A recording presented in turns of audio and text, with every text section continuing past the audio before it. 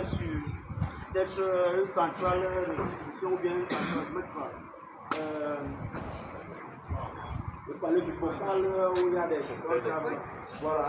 Si on pêche cet inspecteur là-bas, ça ne laisse pas de débris. L'espace est propre. La gestion est facile. Par contre, avec ce sous-extincteur, tu vas bien éteindre le feu, sauf que maintenant après, tu vas avoir les débris qui vont rester sur la paroi où ça a été découpé. Donc cet extincteur est adapté donc pour les feux électriques. Maintenant ici, ça c'est l'extincteur de type ABC. Il faut éteindre un feu A, un feu B et un feu C. Ça c'est l'extincteur ABC. Maintenant, en termes d'action à mener, pour utiliser l'extincteur. L'action qu'on fera avec celui-ci, cet extincteur est différente de l'action qu'on mènera avec ce type d'extincteur. C'est pour la différence entre les deux types d'extincteurs A, B, C, C, ceci et cet extincteur A, B, C, ceci. C'est simple. Ça, c'est l'extincteur à pression permanente. Ça veut dire quoi, pression permanente? Ça veut dire que le gaz qui permet de libérer la poudre qui est à l'intérieur est directement comprimé dans la bouteille. C'est pourquoi donc ici il y a un manomètre qui permet de contrôler la pression du gaz à l'intérieur. Donc soit la pression, on a un extincteur qui est à sous-pression, c'est-à-dire l'aiguille tend vers le zéro, soit il est au vert, c'est-à-dire la pression est normale, soit il est en sous-pression. En général, on peut mettre l'extincteur à pression normale. Parce que s'il est en sous-pression, il y a encore le risque que ça explose. Parce que la bouteille, le gaz étant compris dans la bouteille, s'il est en sous-pression, la bouteille peut exploser tout seul. Il faut de temps en temps faire des contrôles pour s'assurer que la pression elle est bonne, elle est en bon état. Maintenant, si elle est en sous-pression, qu'est-ce que ça va constituer comme risque?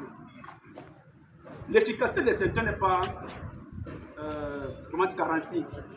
S'il est en sous-pression, si on sait que c'est un extincteur de 9 kg, on suppose que la pression est de 1,2 pascal qui est à l'intérieur peut libérer tous les 9 kg de poudre qui est à l'intérieur. S'il est en sous-pression, je suppose que l'extincteur est plus efficace. On ne peut plus libérer tous les poudres à l'intérieur avec la pression qui est basse. C'est pourquoi il faut qu'on contrôle l'extincteur pour être toujours en bonne pression. Maintenant ici, ça c'est l'extincteur à pression permanente. Ici on a un extincteur à pression auxiliaire. Ça signifie quoi? Ça signifie que la pression ici n'est pas dans la bouteille directement.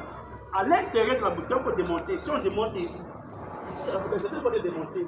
Par contre, on ne peut pas démonter la pression, c'est directement pour le gaz. Or, par contre, ici, il faut démonter. À l'intérieur, donc, quand on le démonte, on sort. Il y a une sparkette à l'intérieur. C'est dans là qu'elle comprime le gaz.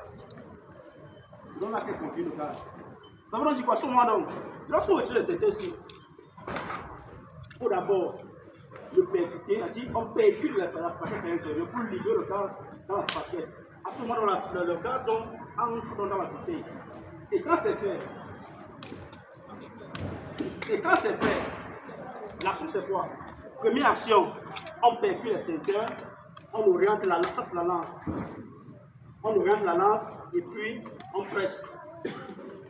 Oh, par contre ici, c'est orientation, percussion. Et avant de percuter, il faut s'assurer qu'on a libéré cet élément-ci, qui est la goupille. Parce qu'on ne le libère pas, on ne pourra pas percuter. La goupille, c'est un élément de sécurité qui permet d'éviter que, lors de manipulations, peut-être lors de transport et autres, que les extincteurs que ça se percute. Il faut avoir libéré cet élément, ça qu'on appelle la goupille. Il faut d'abord enlever cet élément. Il faut enlever, on ouvre la lance et on percute. Donc voilà pour la différence. Donc ici c'est quoi? Ici d'abord, on enlève la goupille, on percute, on oriente et on presse. Voilà l'action à mener. Là également, c'est même c'était que ceci. Donc c'est la même action. On tire la goupille, on oriente la lance et on presse. Ici également, c'était assez CO2. On l'oriente, on percute tout le monde. Et sachez aussi que l'extincteur, ce n'est pas un élément décoratif, ce n'est pas une qualité pour découvrir l'espace du travail.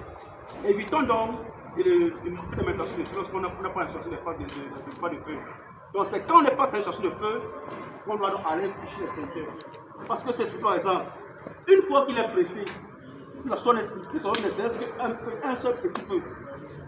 Qu'est-ce qui se passe? Même si la poudre n'est pas libérée, Une fois qu'il est percuté, qu'est-ce qui se passe? Le guidon du manomètre va donc descendre progressivement jusqu'à atteindre 0. Et une fois qu'il atteint 0, peu importe comment on peut le percuter, il ne pourra plus lever la peau dans l'intérieur. Il ne pourra plus lever la peau. Donc on ne doit pas jouer avec. On le utilise en cas de situation où c'est important.